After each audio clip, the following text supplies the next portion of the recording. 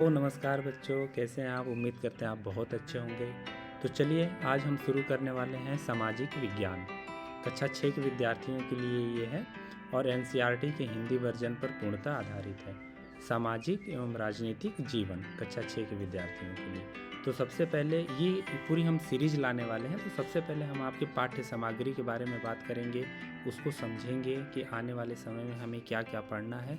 तो आज सिर्फ और सिर्फ हम सिर्फ विषय वस्तु के बारे में समझेंगे, अपने पाठ्य सामग्री के बारे में समझेंगे और उसके बाद आने वाले समय में आपका एक एक चैप्टर वाइज, एक एक अध्याय वाइज एक एक आपका वीडियो बनेगा, जिसमें आपको बिल्कुल ही सरल और आसान भाषा में आपको चीज़ों को समझाया जाएगा कि आखिर सामाजिक विज्ञान, सामाजिक एवं राजनीतिक जीवन है क्या। तो सबसे पहले हम चलते हैं अपने विषय वस्तु पे। उसको हम एक संक्षेप में समझते हैं कि हमें आने वाले समय में क्या पढ़ना है। उससे एक हमारा आधार डेवलप होगा और उससे हमें चीज़ें समझ में आएंगी। उसके बाद हम आगे की चीज़ों को कवर करेंगे।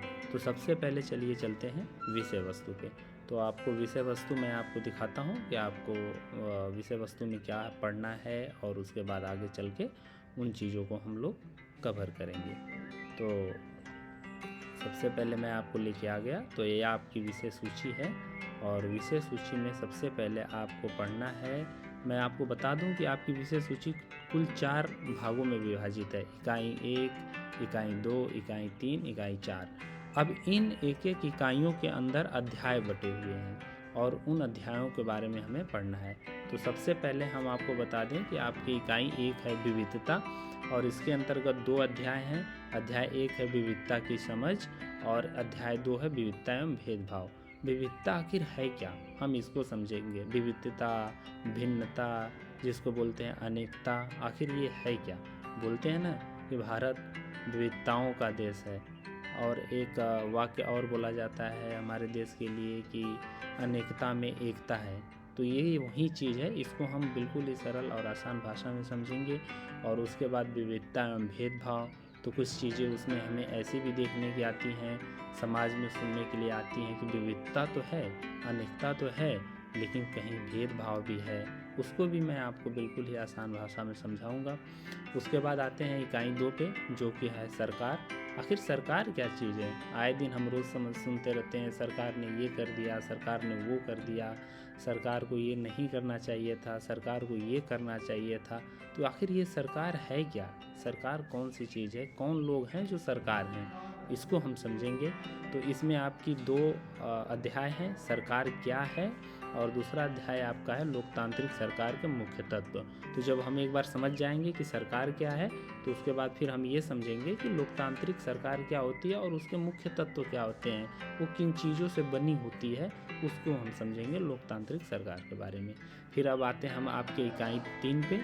तो इकाई 3 में स्थानीय सरकार और प्रशासन। तो जैसे मैंने पहले ही बताया कि हम पहले तो सरकार समझ लेंगे कि क्या चीज़ होती है, तो उससे हम स्थानीय सरकार के बारे में भी जान जाएंगे, प्रशासन के बारे में जान जाएंगे, सरकार के ही अंतर्गत हम प्रशासन के बारे में जान जाएंगे।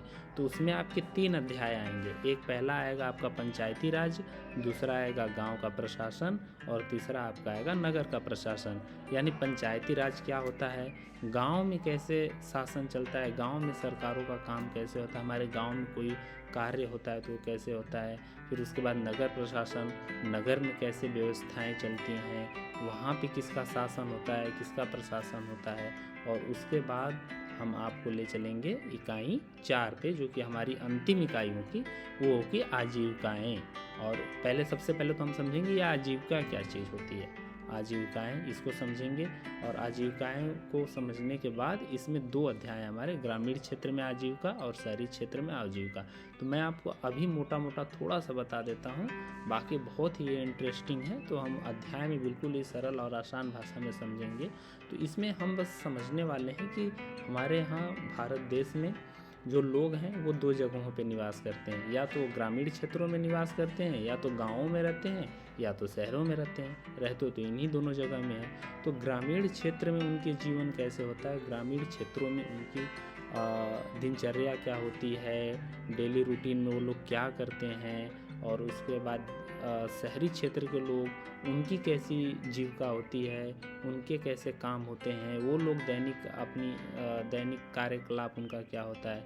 तो शहरी लोगों के जीवन के बारे में और गांव के लोगों के जीवन के बारे में हम इसको समझेंगे, कैसे उनका जीवन चलता है, क्या क्या उनके आय के स्रोत होते हैं, कैसे कैसे वो अपनी दैनिक जीवन को आगे बढ़ाते हैं, पूरे दिन की उनकी दिनचर्या कैसी होती है, इन सब चीज़ों को समझेंगे। तो ये एक पूरी सीरीज होने वाली है और आप इससे बिल्कुल जुड़िए और ये सीरीज जो है बहुत ही इंटरेस्टिंग होगी। एक टॉपिक पे मैक्सिमम कर हम 1 घंटे की वीडियो में कवर कर लेंगे कि आखिर वो चीज़ें क्या होती हैं, और उसमें आप अपने डाउट भी पूछ सकते हैं। डाउट पूछने के साथ आप कुछ भी उससे ज़्यादा अगर आपको लग रहा है कि ये चीज़ें बिल्कुल नहीं समझ में आ रही हैं, उसको भी आप पूछ सकते हैं। और ये आप अपने सामाजिक एवं राजनीतिक ज्ञान को बहुत ही अच्छे से बढ़ा सकते हैं। और एक महत्वपूर्ण सब्जेक्ट आपका कक्षा 6 के विद्यार्थियों के लिए जो NCERT का है, हिंदी वर्जन है, आपको बहुत ही अच्छा आने वाले समय में मिलने वाला है।